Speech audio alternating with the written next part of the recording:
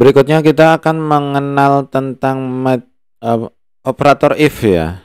Jika ini di Excel yang paling penting di sini if, karena if itu selalu dipakai di setiap apapun itu pakai if. Hampir di setiap lini itu pakai if gitu. Nah, misal kita buat ini B2 ya. Ini kan ini kolom, kemudian ini baris. Nah, namanya itu B2. B2 berarti berada di sini. Di kolom B di baris 2 namanya B2. Kemudian misalkan ini logika if pertama sama dengan if jika B2 itu lebih besar dari 5, maka ditulis lebih besar 5. Jika tidak, jika enggak, berarti kan jika lebih kecil dari 5 gitu kan, berarti apa? Lebih kecil dari 5. Oke, kemudian kurung, tutup, dan selesai. Oh, ini salah lagi, lupa.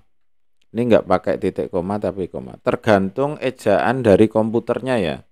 Kalau komputernya bahasa Inggris itu pakai koma, kalau komputernya bahasa Indonesia itu pakai titik koma. Di sini ada contohnya.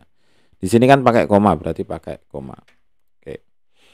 Berarti misalkan ini 5, maka kalau 6 lebih besar dari 5. Kalau 4 lebih kecil dari 5. Kalau 5 lebih kecil dari 5. Karena apa? Karena tidak ada tanda sama dengannya. Kemudian kita bisa tambah tanda sama dengan seperti ini, maka 5 jadi ikut 5 gitu, ikut lebih besar. 4, 6, 2.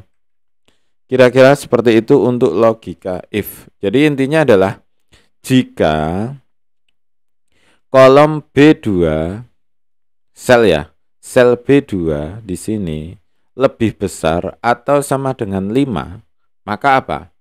Ditulis lebih besar 5. Kalau kurang dari 5, maka kalau ini kan lebih besar, maka else itu jika tidak gitu kan, lebih kecil dari 5. Kita buat contoh lagi di sini. Misal di sini itu untuk kolom B4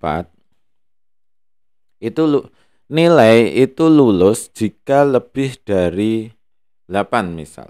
Maka sama dengan apa? Sama dengan if jika kolom B2 lebih besar atau sama dengan 8, maka apa? Lulus. Jika kurang dari 8, maka tidak lulus.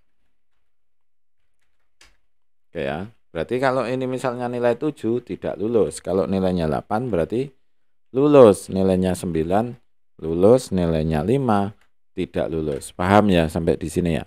Nah, cara penulisannya seperti ini. Kira-kira seperti itu untuk logika if pertama. Jadi logika if pertama yang penting bisa menulis if-nya ini dulu.